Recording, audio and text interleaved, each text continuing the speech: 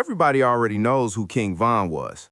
Hold up, you really know who King Von is? A serial killer who bragged about killing people, and he professed and confessed to be a demon.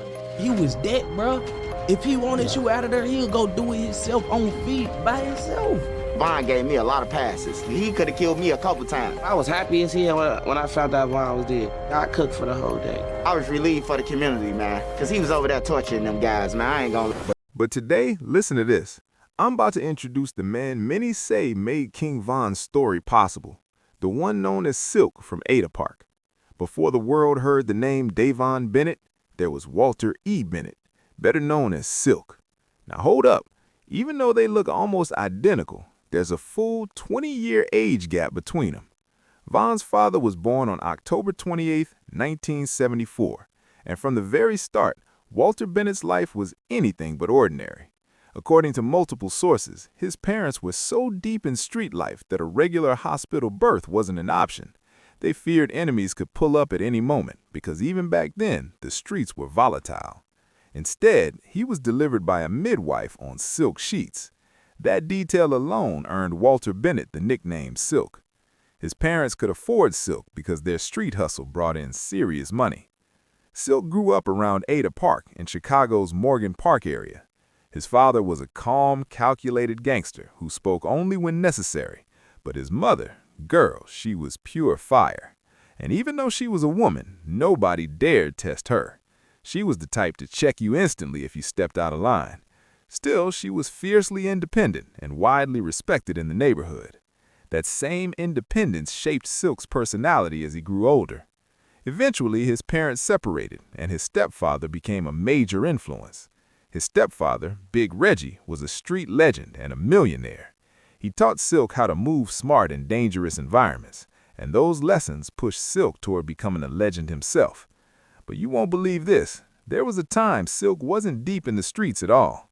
People who knew him say he spent most of his early years playing basketball at Ada Park. And even though he wasn't the biggest player, he had serious skill. So much skill that many believed he had NBA potential. That moment was a true turning point in his life. If Silk had gone pro, he likely would have lifted his entire family out the hood. Von wouldn't have grown up in O-Block or even stepped foot in Wick City. He probably never would have jumped off the porch or entered street life. He wouldn't have become V-Roy, met Dirk, or joined that circle. Instead, he might have lived as the privileged son of an NBA star. But rather than chasing basketball dreams, Silk joined the Black Disciples and embraced the streets. Naturally, that lifestyle brought serious legal trouble. Silk caught a charge that resulted in 9 years at Menard Correctional Facility, one of Illinois' toughest prisons. When he returned home, his silence and loyalty earned him major respect. He kept solid and never folded. Silk was rewarded with control of a BD tower in the Robert Taylor Homes on State Street. That position came not just from loyalty, but from trust in his street intelligence. That period marked the time King Von's father began making serious money. Rumors on the block claimed Silk became a millionaire at a young age. Everybody in the streets knew his name. He commanded respect, protected his people, and was known for having a big heart. His circle stayed tight, limited to only the most trusted individuals. Silk didn't move with just anybody, and if you were around him, you had to be ready for anything because he lived that reality daily. And honestly, that description sounds familiar, right? Because it mirrors King Von. Tay Capone even said in an interview that being around Von meant you had to be ready for whatever came your way. 2012, everybody couldn't hang with Von. Like, if you was hanging with Von, you had to accept everything that came with Von. You had to accept that you was gonna be in shootings, accept that it was gonna be that, and you had to be with it, you feel me, with Von, you feel me? And this was a lot of the time, everybody didn't want to hang with him, they couldn't, because you had to be on what he was on. A lot of wasn't on what Von was on, because Von was like that, you feel me?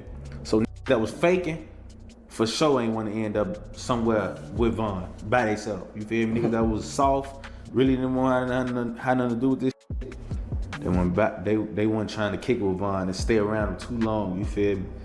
While King Von's father was living that wild lifestyle, listen to this, he never hesitated to spend big.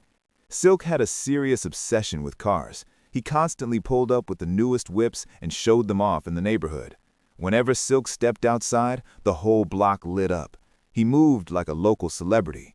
Silk was known to be smooth with the ladies, too. One rumor that stayed buzzing claimed Silk carried a keychain loaded with keys. Every single one belonged to different women. Those women trusted him enough to hand over access to their homes anytime. Silk was stacking cash and living like a true player. That lifestyle is exactly why he ended up fathering 7 children with different women. It also explains why he and Von's mother eventually went their separate ways, and why father and son didn't share much time. But hold up, despite everything, many reports say Silk wasn't a deadbeat dad. He didn't miss time with Von out of neglect. Their distance came from Silk constantly moving in and out of jail. Yet Von always showed love for his father. He never spoke negatively about him. He admired him deeply. Instead, Von often expressed that the streets stole his father away from him. Silk lost his life when Von was just 11 years old. According to street accounts, 2 different stories circulate about his death. The first claim says Silk was killed after robbing the wrong person. Von's uncle, Hassan Craig, stated Silk allegedly broke into someone's home and took their money.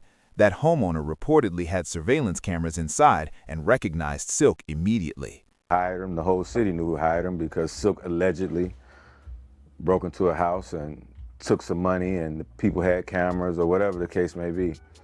And I later found out who it was, and I didn't know him from a can of paint. They like, man, you got to know him, you know, and so I don't know him. And word got back to me that somebody dropped a bug in his ear and let him know that I ain't about that, and I ain't, you know, I'm a Muslim and I'm doing this, that, and other. So stand down. You ain't got to worry about him coming to retaliate or what's this, that, and other. So it's just what it was. You know what I mean? That's just what it was. And do I believe he was backdoored by the people who he went on this thing with? Yeah, but I don't have any proof, and I only speak facts. You know what I mean? I only speak facts, and whatever in the dark got to come to the light, and no soul shall taste death without God's permission. So that's just what it is. While Von's pops was loved by many, hold up, he also carried plenty of enemies on his back. Jealousy ran deep, and some people were just waiting for the moment to see him taken out. So it wouldn't shock anyone if betrayal came from someone inside his circle. That's the reality of the streets. Too many snakes, and trust is always a gamble. Now listen to this. Plenty of people question the robbery story because Silk has serious money and didn't build wealth by sticking people up. But having money doesn't always stop someone from taking more. We're not labeling Silk a thief, but that's the narrative that's been circulating. You also got to remember, Silk wasn't part of the music world at all. He had 0 ties to hip-hop or studio life. None of that applied to him. He was strictly a street hustler focused on his paper. Silk wasn't documenting his moves in songs or posting online, which makes details about him harder to confirm. The second theory, though, is the one most people lean toward. Chicago operated differently back then. Unlike today's drive-bys and quick ambushes, the late 80s through early 2000s had a colder strategy. People used methods where you never even saw danger coming. During that era, many neighborhoods were extremely organized in how they handled threats. High-rise projects reportedly had snipers posted on rooftops. Sounds unreal, but that's what the streets claim. If you looked unfamiliar and drifted too close, a red dot could appear on your chest. That was your warning. Move wrong, and it could be over instantly. It was July 31st, 2005, when Silk's story reached its end. Similar to the first account, rumors say betrayal from someone close played a role. Silk wasn't known for robbery. He was reportedly a major dealer. That day, he was allegedly caught in a deal gone wrong. He was at a roller skating rink located at 1122 East 87th Street when a sniper shot him in the head, ending his life instantly. Von's uncle confirmed in an interview that his brother was killed by a sniper rifle. Many believe a sniper was used because getting close to Silk wasn't easy. His reputation and awareness made surprise attacks difficult. Street Talk claims Walter E. Bennett, known as Silk, was allegedly shot by someone called Killer Wall from Terradome. Even though Von was very young when his father died, losing him to the streets shaped him forever. Beyond mentioning Silk from Ada Park in his music, Von's social media showed deep love for his father. That's not resentment, that's admiration. Despite limited time together, Von clearly valued every memory. And beyond their striking resemblance, Silk and Vaughn mirrored each other in many ways. Both chased money early, both carried fear and respect in the streets. Father and son shared a strong code of loyalty. They were both known for their charm with women. Each moved with a unique presence that stood out. Vaughn and his father also kept tight circles, yet both were ultimately betrayed by people they trusted. Vaughn himself was reportedly set up that night. Vonnie hit me like, "Come grab me from the crib," and listen to this, the cash was already stacked in the back of a late 90s Suburban. He handed me a piece, no explanations, and we rolled out immediately. Next thing you know, we're deep in rural Georgia, and you won't believe this, my phone started roaming from how far out we were. We posted up along a narrow 2-lane road, parked off to the side like we were waiting on something. Then, out of nowhere, Lil Tim sped past us on a 4-wheeler. And at that moment, I had no clue who he was. But hold up, let's rewind for a second, because the setup started earlier. Before all that, we had pulled up to Quando's place. My guy tried to hand over the money, but Quando wasn't touching it and told him to handle it himself. He basically said he wasn't about to hold anybody else's cash, especially with confusion over the amount. So we took the money to someone else, and I'm sitting there clueless about what it was really for. Maybe it was for weed later, maybe something bigger. I honestly didn't know. But hearing about Lil Tim running from police on a 4-wheeler made everything feel way deeper than it looked. It reminded me of a wild Memphis case I'd seen where someone was caught in the woods with bags of money. That memory stuck in my head because the vibe felt the same: cash, tension, and zero clarity.